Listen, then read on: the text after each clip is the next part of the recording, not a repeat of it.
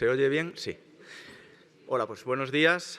Mi nombre es José Juan Pérez, trabajo en el área de pintura flamenca y escuelas del norte del Museo del Prado como conservador asistente. Y bueno, pues hoy les voy a tratar de hablar sobre esta pintura, representando a San Antonio de Padua y el milagro de la mula. La obra, que está atribuida a un maestro anónimo del siglo XV, actualmente. Esta obra, la obra de la que vamos a tratar, no es una de las pinturas habitualmente expuestas en las salas de primitivos flamencos, donde solo cuelga desde los inicios de este año. De hecho, estuvo siempre en los almacenes, ha permanecido muchos años en los almacenes, hasta que en 2016 se eligió exclusivamente por su tema para estar presente en la exposición que, bajo el título Metapintura, un viaje a la idea de la pintura, pudimos disfrutar hasta este último mes de febrero. La elección de la obra para esta muestra respondía al interés del escenario urbano contemporáneo al artista, en el que se presentaba un milagro acaecido siglos atrás, como enseguida analizaremos. Para su mejor disfrute, en la exposición se procedió a una limpieza de la superficie pictórica, cuyo barniz estaba muy amarillento, que delató una obra sorprendentemente atractiva y digna de ser expuesta en nuestras salas más o menos permanentemente o con cierta asiduidad. Paralelamente a su presencia en esta exposición, se estaba desarrollando la investigación de esta singular tabla para su inclusión en un futuro catálogo de pintura neerlandesa del siglo XV en el Museo del Prado, en el que el Departamento de Pintura Flamenca y Escuelas del Norte estamos trabajando en unión con los especialistas del laboratorio y del gabinete técnico del propio museo. Una investigación que arrojó relevantes novedades en torno a esta pintura, en torno a su iconografía, su correcta atribución y la propia condición de la obra. Unas conclusiones y unas novedades que son el objeto de esta conferencia que hoy tengo el gusto de presentarles. La pintura en cuestión, como ustedes ya sabrán, representa un pasaje milagroso de la vida de San Antonio de Padua que sucedió en la ciudad de Rímini en el año 1227. Un acontecimiento que se relata en casi todas las biografías coetáneas del santo, especialmente en la Vita Prima de San Antonio, o llamada también Asidua, escrita por Virgilio Gamboso hacia 1232. San Antonio predicaba la presencia real de Cristo en la Eucaristía cuando un hereje albigense, llamado Bonovillo, le desafió, diciendo que creería en tal dogma, en la presencia de Cristo en la Eucaristía, cuando una mula a la que él previamente habría tenido 3 días en ayuno, en lugar de su comida habitual, reconociera la hostia. Según esta fuente, la Asidua literalmente le dijo: «Fraile, te lo digo delante de todos, creeré en la Eucaristía si mi mula, teniéndola 3 días en ayuno, comerá la hostia que le ofrecerás tú y no la cebada que le prepararé yo». Según otro escrito biográfico, conocido del mismo santo, relacionado con San Antonio, conocido como la Benignitas, el acontecimiento se describe con cierto mayor detalle. Dice esta biografía: «Este santo hombre discutía con un hereje que estaba contra el sacramento de la Eucaristía y a quien el santo lo había casi conducido hacia la fe católica. Pero este hereje, después de varios y numerosos argumentos, declaró: «Si tú, Antonio, logras demostrarme con un prodigio que en la comunión está realmente el cuerpo de Cristo, entonces yo, después de haber renunciado totalmente a la herejía, me convertiré inmediatamente a la fe católica. ¿Por qué no hacemos una apuesta? Tendré encerrada por 3 días una de mis bestias y le haré sentir el tormento del hambre. Luego de 3 días la traeré aquí, delante del público, y la enseñaré un alimento preparado. Tú estarás al frente con aquello que tú consideras el cuerpo de Cristo. Si la bestia, despreciando el forraje, se apresura a adorar a tu Dios, yo me convertiré a la fe de tu Iglesia». En cualquier caso, el día del desafío, después de los 3 días, reunidos en la plaza pública, el santo depositó una hostia consagrada encima de la comida del animal y éste, aún hambriento como estaba, se postró ante ella. Tras el prodigio, el hereje se convirtió. En realidad, el milagro de la mula que reconoce la presencia divina antes que su amo no es una leyenda exclusiva del medievo y aplicable únicamente a la geografía antoniana. Se trata de un milagro que no es sino la readaptación de diversos pasajes incluidos en el Antiguo Testamento, caso de la borrica de Balaam y de la profecía de Isaías, o un pasaje de la profecía de Isaías, En la historia de Balaam, narrada en el libro de los Números, capítulo 20, versículos 22 a 35, se cuenta cómo su burra, la burra de Balaam, fue capaz de percibir la divinidad mucho antes que él. La historia es la siguiente. Cuando Balac, rey de Moab, le pidió a Balaam que fuera y maldijera al pueblo de Israel, Balaam montó su burra e inició el camino. Al poco, un ángel enviado por el Señor se paró en el camino con una espada desenvainada.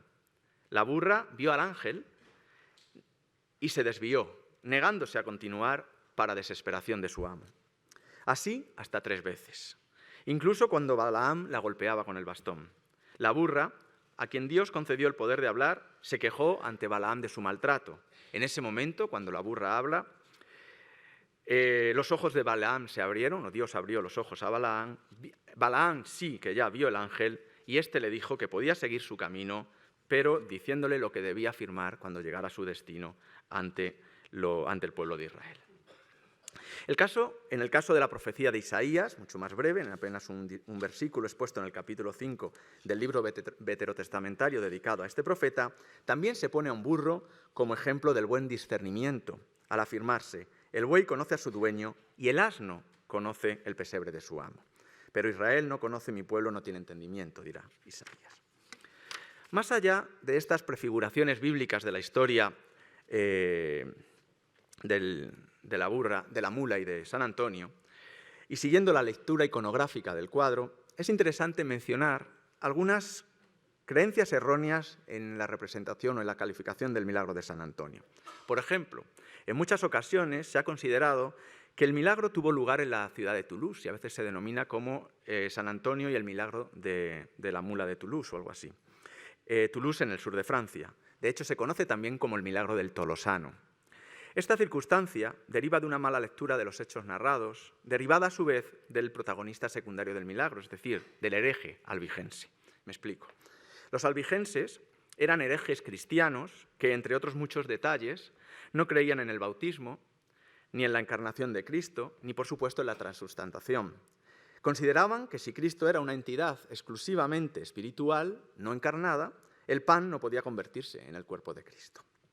La herejía albigense, surgida en el siglo XII y que se extendió en el siglo XIII por varias zonas del sur de Europa, entre ellas el norte de Italia y con mayor fuerza en Languedoc, el sur de Francia y la Provenza, se extendió, como digo, en esta zona cuya ciudad más importante es Toulouse, donde los albigenses eran más conocidos como cátaros. Es decir, los albigenses son los cátaros, ese grupo de herejes que se establecieron sobre todo en la zona del sur de Francia e Italia. En tal zona fueron masacrados hacia mediados del siglo XIII por las tropas del rey de Francia y del obispo de Narbona, acabándose a finales de ese siglo, a mediados del siglo XIII, con la herejía albigense. El caso es que, aunque este milagro se ha llegado a describir como el milagro del Tolosano, como hemos visto antes, no se debe ver en ello que tal acontecimiento tuviera lugar en la zona tolosana, es decir, en la zona de Toulouse. Tolosa es como se conoce en castellano en esta época a Toulouse, en el sur de Francia, sino que ese milagro del Tolosano únicamente hace alusión a que el protagonista, el hereje albigense, es decir, cátaro, procede de Toulouse. Una mala lectura que llevó a muchos autores a situar, como he dicho, el milagro en la ciudad de Toulouse en lugar de Rímini, donde lo describen los biógrafos del santo. Centrándonos ya, dicho esto, y centrándonos ya en el cuadro y en la manera en la que se describe el milagro de la mula, que comprendió perfectamente la presencia divina en una hostia consagrada, es interesante, sobre todo, comprobar primero que se representa exactamente el momento concreto de la postración, la aceptación del misterio por parte de la mula y, por supuesto, del albigense. La mula reconoce en la hostia a Cristo y entiende el sacrificio de este. De hecho, si se fijan, hay un detalle muy bonito, en la propia hostia está tallada un calvario con la presencia de Cristo, no sé si lo ven bien, y la alusión a San Juan y a María. A la derecha de la mula aparece San Antonio, en claro gesto retórico con su mano indicando la exposición del milagro, mientras dirige su mirada al albigense, al hereje. Detrás de San Antonio comparece otro personaje, vestido con sus mismos hábitos, es decir, también un santo franciscano, cuyas facciones muy concretas y nada idealizadas pueden indicar que se tratara de algún retrato de donante, pero esto no está nada claro, también puede ser cualquier compañero del santo. De pie, el albigense se lleva la mano al pecho y ya se ha quitado el sombrero en señal de reconocimiento del milagro. Ya ha entendido la verdad de las enseñanzas de San Antonio y ya ha asumido la verdad de la fe católica. Detrás de él, otros dos personajes, probablemente también albigenses, discuten sobre el prodigio que acaban de contemplar. Al fondo, en la plaza, se reproduce una plaza de la ciudad con edificios de clara raigambre nórdica, es decir, nada de Toulouse y nada de Rimini, en ninguno de los dos casos. De hecho, la presencia de un oso con el que juegan unos niños pudiera aludir a la ciudad de Brujas, porque el oso es un emblema que aparece en la ciudad y, como veremos, esta obra, el artista de esta obra tiene clara relación con la ciudad de Brujas. Justo detrás de los personajes principales se aprecia una iglesia o capilla en la que de la que se ve especialmente el acceso, la puerta, y su profusa decoración escultórica. En el parteluz, aquí, se sitúa la Virgen coronada con el niño en los brazos, y en dos de los contrafuertes, aquí, se aprecian imágenes de santos, de los cuales este no puede ser identificado, no hay ningún detalle, pero este claramente se trata de San Juan Bautista. Dos arquivoltas completan la decoración del arco de la entrada de esta iglesia o capilla. La interior mantiene una decoración vegetal, pero la externa, aparte de estar bellamente perfilada con estas hojas de acanto, incluye tres escenas bíblicas talladas en la piedra sobre estos gabletes góticos, en una suerte de exposición muy clara de historias que tienen que ver o refuerzan el contenido de la historia principal. Se trata, de abajo arriba, lo vemos, del pecado original, la embriaguez de Noé, no sé si lo ven bien, y este se ve un poquito peor, pero es el sacrificio de Isaac por parte de Abraham, que está a punto de matar a su hijo. Y se ve muy mal, pero se ve el ángel que intenta parar la espada, o que para la espada. Si el pecado original o incluso el sacrificio de Isaac son claras alusiones a la fe en Dios y tienen una relación más o menos clara y directa con el milagro de la escena principal en el que por fin el albigense tiene fe en la verdad, la embriaguez de Noé es una escena que se narra en el Génesis también, es una escena que se antoja algo más intrincada, algo más extraña, pero en absoluto es casual su inclusión aquí, como veremos. Según la Biblia y el Génesis, como digo, cuando Noé se embriagó, uno de sus hijos, llamado Cam, se burló de él ante sus hermanos, que sin embargo, por su desnudez, sus hermanos taparon honestamente la desnudez del padre. De hecho, eso es exactamente lo que se representa en esta escenita escultórica. Vemos aquí a Cam riéndose de la desnudez del padre y otro de sus hijos tapándole pudorosamente las vergüenzas, por así decirlo. Al despertar Noé, ofendido con su hijo Cam, lo que hizo fue maldecir a su vez al hijo de Cam, al hijo de este, que es Canaán. Canaán, como hemos visto, es el protagonista de la parábola en la que una de sus borricas se aparta tercamente del camino ante la visión del ángel. Un ángel que Balaam no veía y que ya hemos relatado aquí. Es decir, el autor del cuadro del milagro de San Antonio o su alter ego intelectual, aquel que estuviera detrás de la descripción iconográfica del escenario, conocían muy bien que la historia de la borrica de Balaam era una prefiguración del milagro de San Antonio y por eso decidieron incluirlo en estas escenitas en la iglesia del fondo. Siguiendo con la iglesia, su decoración es muy amplia. Por ejemplo, en las vidrieras se intuye la representación de dos figuras, se ve un poquito mal, no sé si ustedes lo verán bien. A simple vista también es muy difícil verlo, pero es claramente unas vidrieras donde hay dos figuras, a la derecha una con un libro y una espada, ambas con nimbo. La de la derecha con espada y libro podría tratarse perfectamente de San Pablo. La de la izquierda se aprecia que es una figura femenina con una corona, con un hábito largo, que lleva algo en la mano, pero no ha podido ser identificada con claridad. Y tampoco no es fácil identificar a esa figura al lado de San Pablo. También bajo ellos se intuyen unos sendos escudos, sobre ellos se ve un escudo con el que se puede deducir que tiene 3 flores de lis y 2 bandas probablemente rojas, pero que no han sido perfectamente identificados todavía. A la derecha, como hemos visto, a la derecha de la iglesia se encuentra la plaza, completamente pavimentada, es decir, es una ciudad relevante, donde se desarrollan multitud de escenas cotidianas, conversaciones y actividades diarias. Figuras que entran, otros que conversan, otro que lleva un caballo, unos niños que, como hemos visto, juegan, una señora que coge agua de la fuente, es decir, la cotidianidad de la ciudad. En la misma plaza se encuentra este edificio, quizás el ayuntamiento de la iglesia, en cuyas entreventanas se sitúan, igualmente colocadas sobre gabletes góticos, diversas figuras coronadas, en lo que se entiende son representaciones de una serie de reyes o de príncipes o de monarcas de cualquier tipo.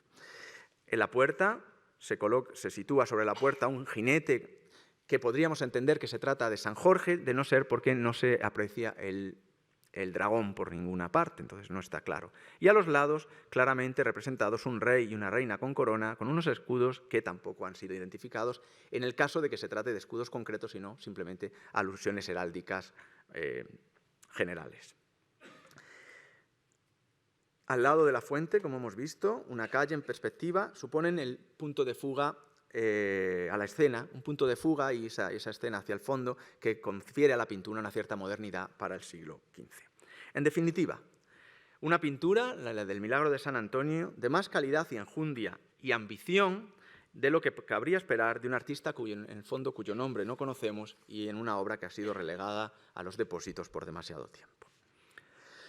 Una vez presentada la iconografía, como hemos hecho hasta ahora, y vista al detalle la representación, pasemos a analizar qué datos concretos y seguros se tienen de esta pintura. Cuando hace tiempo comenzamos a estudiarla desde el departamento y aún antes de ser tenida en cuenta para la exposición antes citada y de ser restaurada, la primera cuestión que analizamos sobre esta obra fue la procedencia, con el fin de establecer qué datos disponemos con seguridad de la misma. Así, comprobamos que la pintura ingresó en el Museo del Prado en el 14 de abril de 1839, procedente del Escorial, como muchas otras pinturas, pero como una obra que los años anteriores, en el Escorial, había colgado en el oratorio inmediato a la antecámara de la celda del prior. Allí había pasado durante muchos años como una pintura de Lucas de Holanda. En el archivo del museo se conserva un documento listando los cuadros que llegan en 1839 al Prado y que define específicamente esta pintura, y leo como, describe en el cajón número 12 de las obras que vinieron, el cuadro número 8, se trata de una pintura de Lucas de Holanda y se describe como una tabla de vara de ancho en que se expresa San Antonio de Padua defendiendo la real presencia de Jesucristo en el sacramento. No hay duda que se trata de esta pintura. Y dice, este cuadro estaba en la pieza del oratorio inmediato a la antecámara de la celda prioral. Incluso hay una etiqueta en el reverso de la pintura, aquí no se ve muy bien, pero que confirma esta misma información de que la obra procede de este oratorio escurialense. Pero ¿puede tratarse nuestra pintura, como afirman este papel y este documento, de una obra de Lucas de Holanda? Claramente no. Los conocimientos que actualmente se tienen de Lucas de Holanda parecen descartar esta antigua atribución. Lucas de Holanda, que se llamaba en realidad Lucas Hudson, y que se conoce o que fue conocido para la posteridad como Lucas de Leyden, Lucas van Leyden, ciudad en la que nació, es un pintor de finales del siglo XV que desarrolló su carrera a comienzos del siglo siguiente, el XVI, y que destacó por la realización de grabados de gran calidad, que asentaron de hecho las bases del arte del grabado holandés. No obstante, Lucas van Leyden o los grabados de Lucas van Leyden van a influir enormemente en la pintura, en los grabados de Rembrandt. El estilo artístico de Lucas van Leyden o Lucas de Holanda se basaba en el manierismo imperante a comienzos del siglo XVI. Esa idea se aprecia no tanto en sus grabados, sino mucho mejor en algunas de sus escasas pinturas, porque es un artista que pintó poco, casi toda su obra es grabada. Pinturas como este Juicio Final, que es del Museo de Lackenthal en Leiden, pero que se encuentra depositado actualmente en el Rijksmuseum, o esta Predicación de San Juan, que se encuentra también en el Rijksmuseum en Ámsterdam. El estilo de Lucas de Leyden, Lucas de Holanda en España, está por lo tanto alejado de la representación que nos ocupa, es completamente distinto. La atribución a este artista que tiene nuestra tabla en el siglo XIX en el Escorial responde de hecho a la fácil clasificación de las pinturas antiguas neerlandesas que se hacían en esa época a ciertos artistas nórdicos muy afamados, y Lucas de Holanda lo era. Todo lo neerlandés, todo lo antiguo, se tendía a atribuir a Lucas de Holanda o a Durero, Como ejemplo de esto, recordemos que nuestro descendimiento de Roger van der Weyden en el Escorial está atribuido a Durero durante el siglo XVIII y a comienzos del siglo XIX. Es decir, Durero, Lucas de Holanda eran como el epítome de los artistas nórdicos y todo lo que se veía nórdico se solía atribuir a estos personajes. Siguiendo con el análisis de la procedencia y descartada esa atribución, siguiendo con el análisis de lo que se sabe del cuadro, de la procedencia y qué datos existen de la obra antes de llegar al Prado, es interesante preguntarse, por lo tanto, si viene del Escorial, cómo llegó al Escorial y qué otros datos tenemos de la misma. El cuadro se documenta por primera vez ya en el monasterio del Escorial en 1584, cuando se menciona entre los objetos entregados por Felipe II, es decir, entre las obras con las que el monarca, Felipe II, dota su fundación monástica, el Escorial. Así, el documento que describe las entregas, como se denomina el libro de entregas, que describe los objetos entregados por Felipe II al Escorial en 1584, describe con claridad la pintura. Y cito: otro retablo con 2 puertas de pincel al óleo. En la tabla del medio, San Antonio de Padua y su compañero, y otras 3 figuras de gentiles con un milagro del Santísimo Sacramento, y en las puertas 2 letreros sobre negro que comienzan Incrédulos convertis Santus Athanasius de Padua, que tiene de alto vara y 2 tercias y de ancho cerradas las puertas vara y sesma. Es decir, y esto es muy interesante, cuando la obra se entrega al Escorial, estaba colocada como la tabla central de un tríptico o de un retablo, cuyas puertas laterales no tenían imágenes, sino textos no identificados, pero relativos a la conversión de los incrédulos por parte de San Antonio. A modo de ejemplo de este tipo de obra, les muestro esta Virgen con niño y sendas puertas con letreros atribuida a un seguidor de Hugo van der Hus que se encuentra en la National Gallery. Así como esta obra es como llegó nuestro Milagro de San Antonio, con esas puertas con inscripciones al Escorial. Pero se ignora cómo llegó a poder de Felipe II. La entrega, como hemos dicho, se formaliza el 17 de agosto de 1584.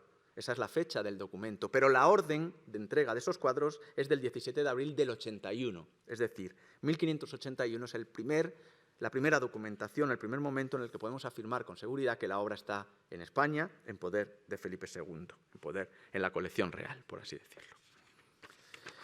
No se sabe dónde destinó Felipe II la obra, el Milagro de San Antonio, pero sí se sabe, o sí hemos podido descifrar, que al menos durante algún tiempo, en el siglo XVII, estuvo colocada en la sacristía del monasterio. En concreto, sobre la cajonería de la sacristía, en las entreventanas, en el 9º lugar a la derecha de la sacristía, según se miraba hacia el testero. Una descripción anónima anterior a 1657 de la sacristía del Escorial lo menciona. El nono, es decir, el noveno cuadro de las que hay en la anteventana, es San Antonio de Padua y aquel milagro del Santísimo Sacramento cuando le adoró una mula. La sacristía, en ese momento, a mediados del siglo XVII, es una reunión de lo mejor de la pintura flamenca antigua. Allí, nuestro San Antonio compartía espacio con otras relevantes obras flamencas, entre ellas el Calvario o el Descendimiento de van der Weyden, pero también la Deesis de Gossaert, que tenemos en el Museo del Prado, y otras muchas. Lo mejor de la pintura flamenca antigua, de los primitivos, en este momento está colocado en la sacristía del Escorial. Tras las remodelaciones de la sacristía que se realizaron en el siglo XVII, probablemente por parte de Velázquez, además, el Milagro de San Antonio no está presente más. No aparece descrita en fuentes posteriores, caso de la completa descripción del Escorial que el padre Francisco Santos realizó y que conoció varias versiones, a cada cual más detallada, en 1657, en 1667, en 1681. De hecho, no se tienen más datos sobre la pintura hasta su paso al Prado, algo que ocurrió, como hemos visto, casi 250 años después. Pese a que las aportaciones que la documentación ofrece sobre la procedencia del Escorial ya en el siglo XVI son interesantes por cuanto luego veremos, nada nos ofrecen, sin embargo, tal documentación respecto al posible autor de la obra. Miremos entonces a lo que se ha escrito sobre la pintura, que es mucho más de lo que pueda parecer a priori de una obra que apenas ha sido expuesta. La desencaminada atribución a Lucas de Holanda, con la que el cuadro vino del Escorial, fue rápidamente desestimada en el Prado, por las obvias razones que antes hemos visto.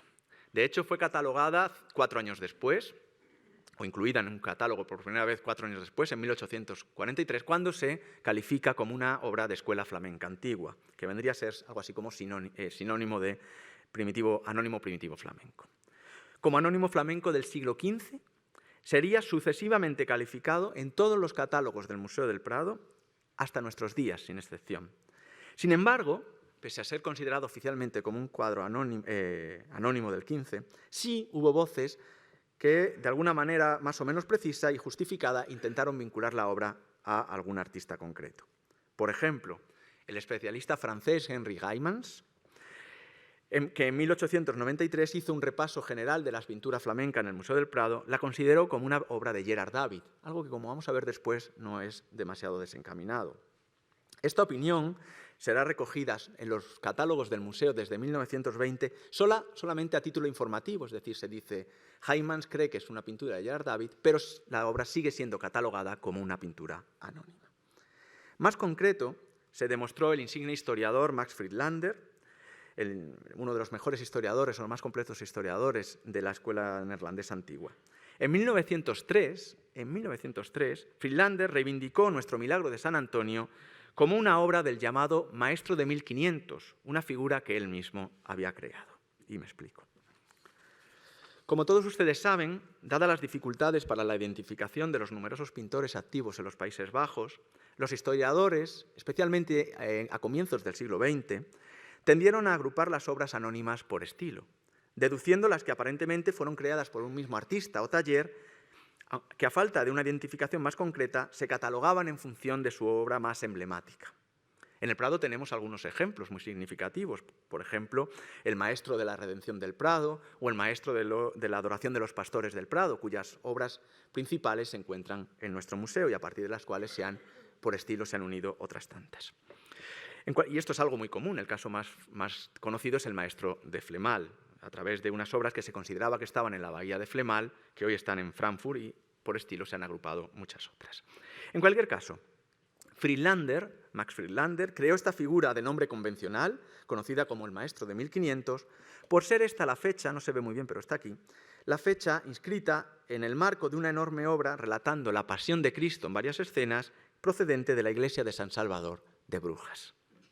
A ese mismo artista que creó la obra de Brujas, Friedlander atribuyó también, o vinculó, este Ecce Homo, o Cristo mostrado al pueblo, que está en la National Gallery de Londres, y nuestra pintura de San Antonio del Prado. Sin embargo, su propuesta no fue asumida en los catálogos oficiales del Museo del Prado hasta 30 años después, hasta 1933, y aún así de manera muy confusa, por cuanto se afirmaba, simplemente como una coletilla, que Friedlander vinculaba nuestra pintura a una crucifixión en Londres, una crucifixión en la National Gallery, algo que es una confusión clarísima entre la crucifixión de Brujas y el cuadro de la National Gallery.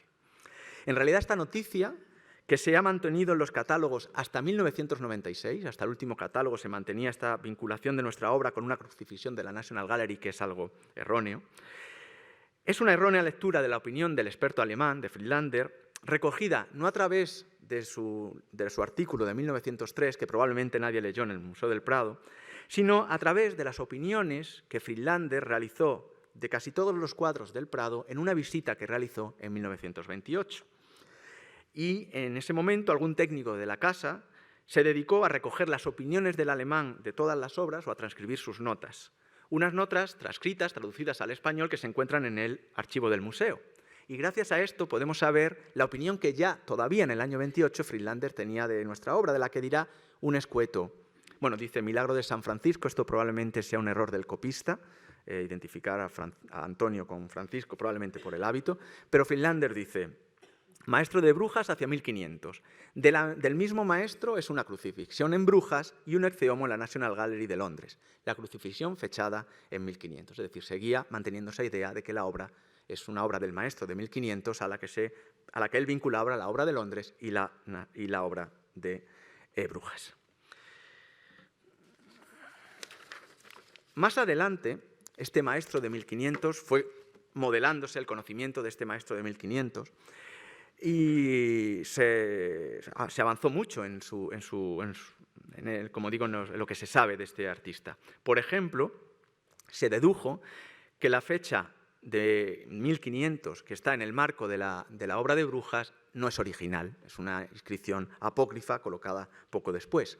Así que fue claramente desestimada esta definición de maestro de 1500, que no tenía sentido, y se denominó a partir de entonces, a partir de mediados del siglo XX, como, con un nombre muy largo, maestro de las escenas de la Pasión de Brujas, que en inglés suena mucho mejor, Master of the Bruges Passion Scenes.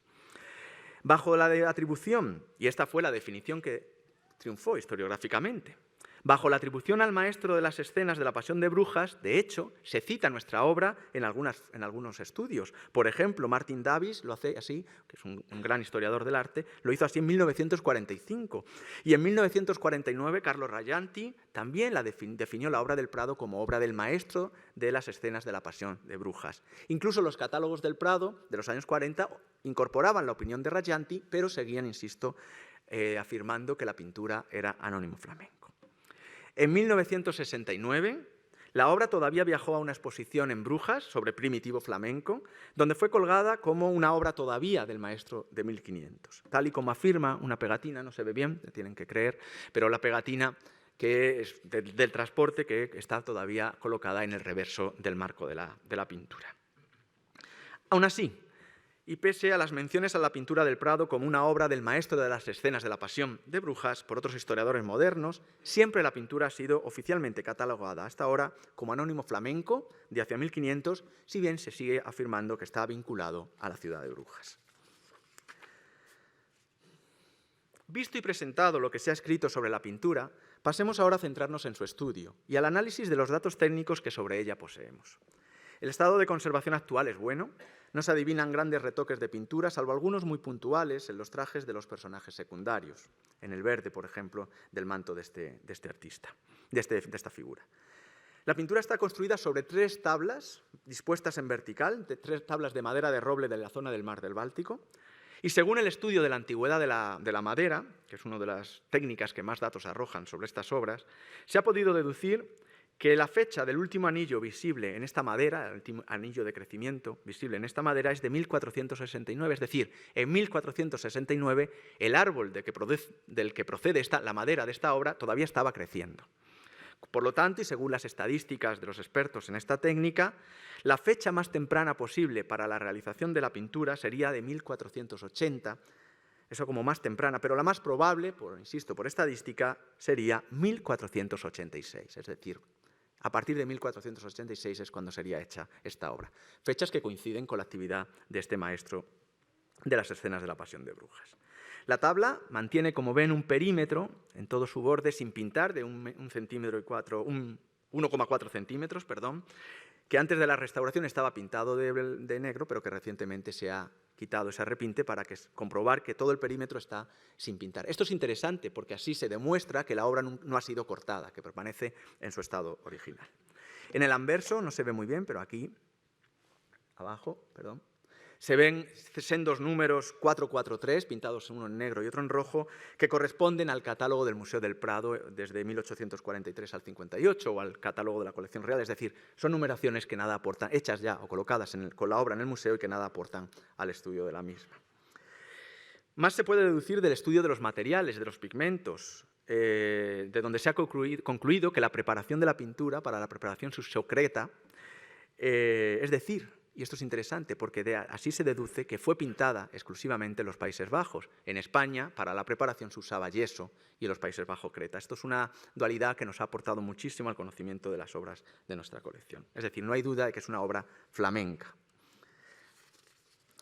El reverso de la tabla está, como ven a la izquierda, la foto completa, completamente repintado de negro, ocultando una escena con figuras. Esto es algo muy interesante. No sé si lo apreciarán bien, de hecho no se ve nada aquí, pero a simple vista, si tuviéramos el cuadro delante, aquí en la parte alta se puede deducir, no sé, aquí se ve un poco, la presencia de un nimbo, y en la parte baja, sobre todo aquí, no sé si en el detalle se ve, se aprecian los pliegues de las telas de alguna figura. Un poquito mejor se puede apreciar todo esto en la imagen de rayos X, en la radiografía que se hizo a la pintura. Se puede deducir en el reverso la presencia de San Antonio de Padua, El santo aparece representado en otra de sus iconografías más frecuentes, con la cruz en un brazo y el niño sobre un libro en el otro, claramente identificado con un nimbo crucífero, en el caso del niño. Es decir, además el niño en actitud de bendecir. Esta iconografía implica, y esto es lo importante, una continuidad temática entre el anverso y el reverso originariamente. No sé si lo ven bien, pero aquí se ve a San Antonio con el nimbo, la cruz, y no se ve muy bien pero aquí está el niño, por aquí, y sí, estos detalles blancos son la cruz del nimbo, y esta es la cabecita del niño. No se aprecia muy bien, pero bueno, espero que confíen en mí.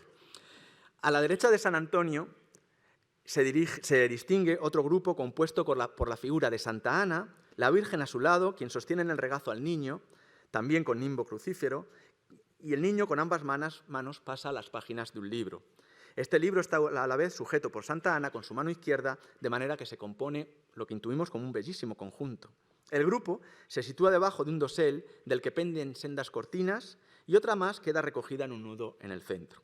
Delante de ellos se aprecia un banco o pequeña mesa cubierta con un paño. Espero que lo puedan ver, pero aquí está la figura de Santa Ana, la ven muy clara. Esta sería la Virgen, con el nimbo también, y el niño no se aprecia, está por aquí, sosteniendo y pasando las páginas del libro. Lo que sí se ve mucho mejor es el extremo del banco, ¿lo ven aquí?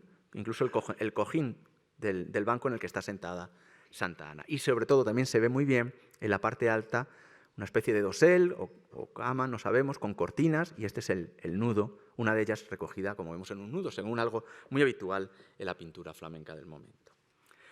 Más adelante vamos a intentar extraer conclusiones derivadas de la presencia de esta escena en el reverso, pero de momento esta escena oculta en la trasera del cuadro parece indicar algo muy importante. Originariamente la tabla fue concebida para ser vista por los dos lados, probablemente como la puerta de un tríptico que se podía ver en ambos sentidos.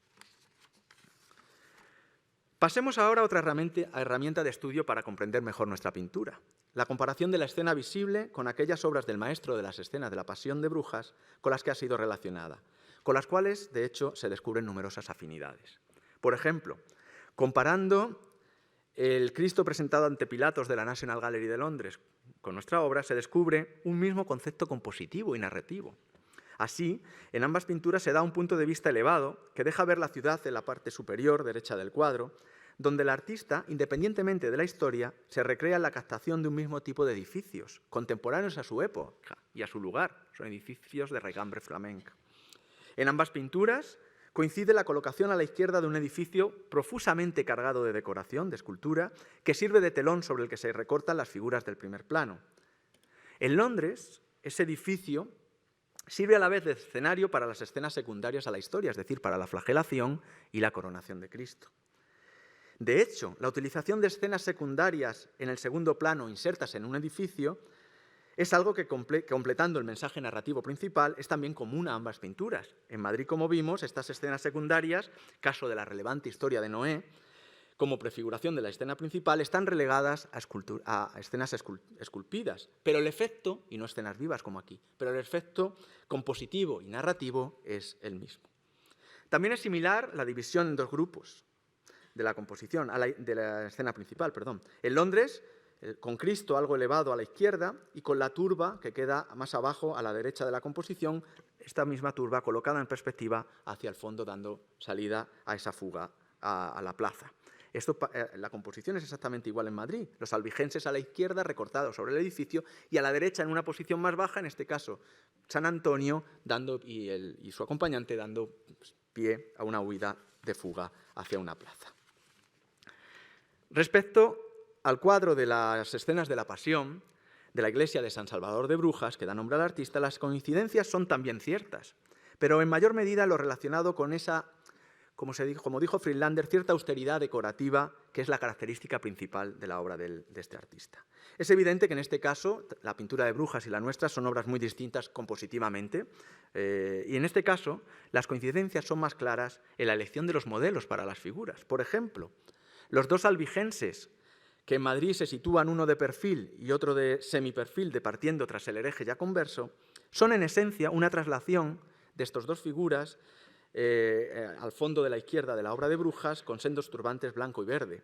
Aunque sus rasgos están mucho más personalizados y han perdido cierto sentido arquetípico en Madrid, la composición, incluso el aspecto de Dalí, es claramente cercano. En el mismo cuadro de Brujas, el personaje que permanece aquí delante levantando la mano, vestido con manto rosa y turbante también rosa, parece ser el mismo tipo facial, el mismo modelo, el mismo personaje, quizás el mismo dibujo en el taller que el albigense protagonista, o mejor dicho, protagonista secundario de nuestra pintura. Es decir, es claramente nuestra obra una obra que tiene vinculación formal y estilística con las obras de Londres y Brujas. Pero también hay cuestiones que singularizan la pintura del Prado respecto a las obras de Londres y Brujas. Por ejemplo, en el cuadro de Madrid, quizás por su singular iconografía, apenas se dan esos personajes histriónicos de rostros grotescos que se aprecian en las otras obras. Por ejemplo, los sayones que mortifican a Cristo, tanto en Brujas como en Londres. Aquí no hay ese fuerte expresionismo. Es más, la dependencia que tienen las obras de Londres y de Brujas de grabados o de otras obras, de grabados sobre todo de Sonhauer o Durero. El caso más significativo es el Cristo de Londres, que está claramente derivado de este grabado de Sonhauer, uno de los grabadores más importantes del siglo XV en Alemania. Pues este tipo de influencias está muy presente en Londres y también en Brujas, como vemos aquí. El cuadro de Brujas tiene una clara relación con este otro grabado de Sonhauer, que es el maestro de Durero. Pero esa retahíla de referencias formales y de dependencia de obras de Robert Campin, de Hans Memling o de Durero, de Sonhauer, que se da en Londres y en Brujas, esto no se da en el cuadro madrileño. No hay esta relación con estos artistas. Al contrario, en el cuadro del Prado, las relaciones formales se han establecido, son más cercanas a otros artistas. Por ejemplo, la composición está muy cerca de la que utilizaron varios miniaturistas a principios del siglo XVI para captar el mismo asunto. Por ejemplo, esta obra, atribuida a Gerhard Hornwald, uno de los mejores miniaturistas de la escuela Gante Brujas, inserta en el llamado Libro de Horas de Isabel la Católica, que está en el Museo de Cleveland. Otro ejemplo similar es esta obra atribuido a este maestro de nombre también muy largo, denominado el maestro del libro de oraciones más antiguo de Maximiliano I. Fíjense lo complicado que es a veces crear las figuras de estos artistas. En una escena, una miniatura que está incluida en el breviario de Leonor de Portugal, que está en la Pierpont Morgan Library de Nueva York. Y hasta 3 obras muy similares a estas se tienen por obra de Simon Benning, otro de los miniaturistas más importantes del momento, una de ellas incluida en el breviario Grimani, que está en Venecia, en la Biblioteca Marciana, de la cual me temo que no tengo imágenes. Esa misma iconografía antoniana, ese mismo tipo de representación, incluso con una idea mucho más cercana a la obra del Prado, se aprecia también en el llamado Altar de Santa Ana, atribuido al taller de Gerard David, cuya parte principal, que es esta, se encuentra en la National Gallery de Washington. Este altar se documenta, de hecho, en Mallorca, en el siglo XVIII, en poder del cardenal Despuig. Tiene, como ven, en su tabla central la representación de Santa Ana con la Virgen y el Niño, jugando con un libro, y a ambos lados San Antonio de Padua y San Nicolás. Las 3 tablas principales están, como digo, en Washington.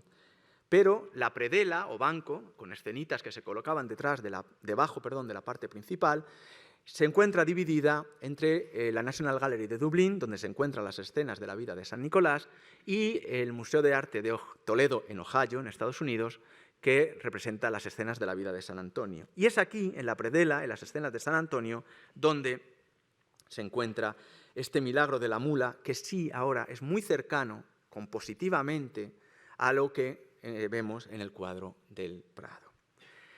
El altar de Santa Ana, que aquí vemos más o menos reconstruido digitalmente, o para hacernos una idea, mejor dicho, es un ejemplo de colaboración de varios artistas en el taller de Gerard David, presumiblemente como producto de un encargo. De hecho, se ha deducido que el panel central, cuya ejecución es de menor calidad, repite modelos establecidos en el taller, modelos muy repetidos, mientras que las tablas laterales e incluso la predela pues es donde hay donde hay intervención más directa del maestro, de Gerard David.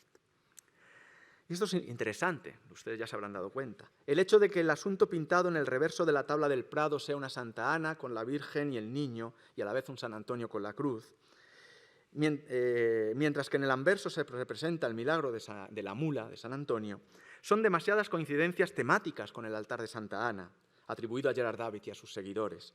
Estas coincidencias permiten especular con la posibilidad de una relación del maestro de la obra del Prado con el taller de Gerard David.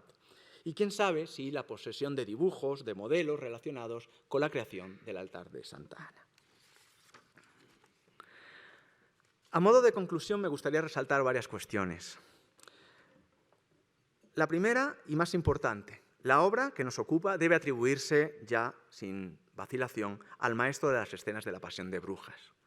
La obra del Prado tiene en su reverso relevantes relaciones y dependencias, mejor dicho, en su anverso, en la escena que vemos, relevantes a relaciones y dependencias con miniaturistas de inicios del siglo XVI, pero también con una obra, este altar de Santa Ana, del taller de Gerard David, que sería claramente anterior.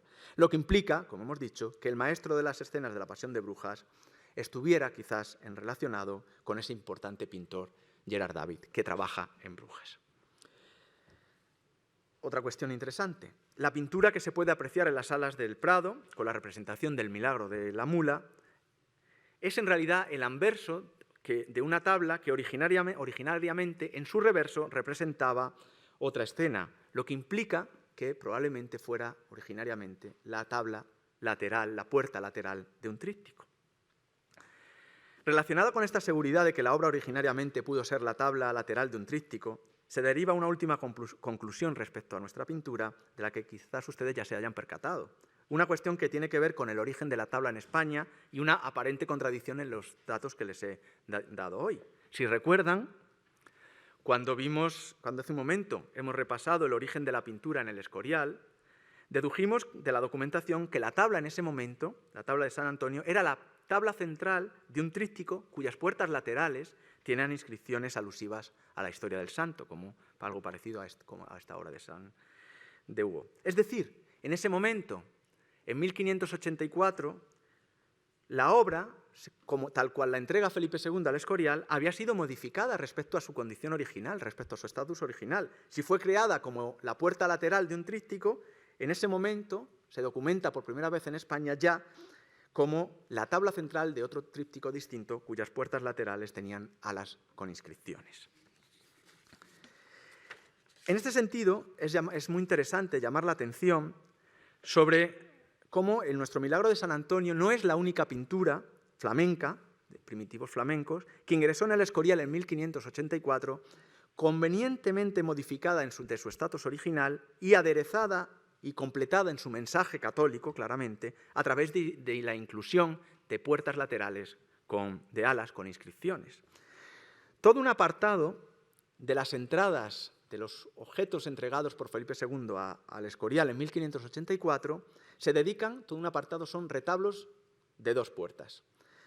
Ahí se incluyen 10 retablos y trípticos, de los cuales al menos hemos identificado 7, con seguridad. Muchos de estos retablos eran trípticos tal cual los entendemos hoy en día, como estos milagros de matrimonio místico de Santa Catalina, con Santa Bárbara y un donante, una obra anónima, o el famoso tríptico de Dietrich Baus, que, como vemos, las alas laterales se cerraban sobre la tabla central. Trípticos habituales, reconocibles, normales, por así decirlo. Pero otro grupo de estas obras entregadas por Felipe II eran pinturas que en origen habían sido obras exentas, individuales, a las que se le habían añadido alas laterales completando el mensaje doctrinal.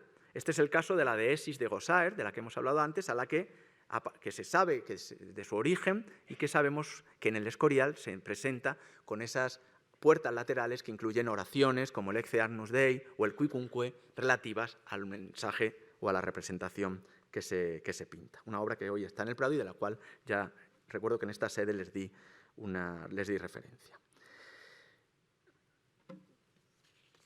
Pero otro grupo, y aquí es donde encaja nuestro San Antonio, de las obras entregadas por Felipe II como trípticos al Escorial, habían sido convenientemente modificadas respecto a su estado original y habían pasado de ser una tabla lateral de un tríptico a otro tríptico a ser la tabla central de otro tríptico con escenas a los laterales, es decir, que se completó con escenas con inscripciones. Por ejemplo, esto es algo que sucedió con los famosos matrimonios de la Virgen, del maestro de Flemal o de Robert Campin, de nuestro museo, cuyas grisallas en el reverso, y así lo pueden ver en las salas, implica algo clarísimo. Originariamente es una pintura que estaba concebida como una puerta lateral, probablemente un retablo grande con muchas escenas, para ser vista en los dos lados. Pues cuando entran al Escorial en 1584, lo que se puede ver es lo que se define como la tabla central de un tríptico con dos puertas laterales con textos, con inscripciones. Una de ellas comenzaba Joseph fill David y no ha sido identificada. Y este también es el caso de esta obra, espero que la vean bien, atribuida al maestro de la Redención del Prado, representando la presentación de la Virgen en el templo, que también en origen es la tabla lateral de un retablo, porque tiene pintado en el reverso a Santa Bárbara y a San Nicolás, pero que cuando entra en el Escorial, cuando se documenta por primera vez, y esto sucede en el Escorial, es la tabla central de un tríptico. Se ve esta escena y con tablas laterales, con inscripciones, en este caso alusivas a la Sagrada Parentela de la Virgen. Y es aquí donde entra nuestro San Antonio. Les pasa lo mismo que a la tabla del maestro de Flemal o a la tabla del maestro de la Redención del Prado. Son obras modificadas a las que se le han añadido tablas laterales con la inclusión de textos alusivos, en nuestro caso, al milagro de San Antonio y a la conversión de incrédulos, como vemos aquí. Dos puertas con letreros, decía el texto. Bueno, en general, estas obras, incluyendo nuestro milagro de la mula de San Antonio, habían sido modificadas para ser expuestas en el Escorial, a su llegada, en función del contenido doctrinal que mostraban, completando la exposición visual del dogma con explicaciones teóricas. Pero ese grupo de pinturas, y con ellas nuestro San Antonio, ¿responden a un programa extenso o simplemente exponen la utilización de la pintura exclusivamente por su contenido doctrinal y por ello fueron utilizadas con fines catequéticos? ¿Llegaron así a España, modificadas? ¿Se modificaron aquí? ¿Fueron modificadas por Felipe II para dotar el Escorial? ¿Hay restos de esos añadidos, de esas tablas con inscripciones en algún lugar? ¿Queda alguna tabla de estas en el Escorial? Desde luego en el Prado no. Aquí ninguna vino así. Son extremos de una investigación más profunda que se aleja de lo que hoy estamos tratando, el cuadro de San Antonio, y que será próximamente desarrollada y estudiada dentro del estudio de la pintura neerlandesa del siglo XV en el que estamos llevando a cabo y del que espero darles cuenta pronto. De momento, hoy, quedémonos con esta magnífica y casi desconocida pintura de esta tabla flamenca, el milagro de San Antonio, el milagro de la mula de San Antonio, y las interesantes aportaciones que hemos podido otorgarle a una hasta hace muy poco casi desconocida obra. Una tabla que, a tenor de los datos que ahora tenemos sobre ella, se debe atribuir ya sin vacilaciones al maestro de las escenas de la Pasión de Brujas y no a un anónimo flamenco del siglo XV. Muchas gracias.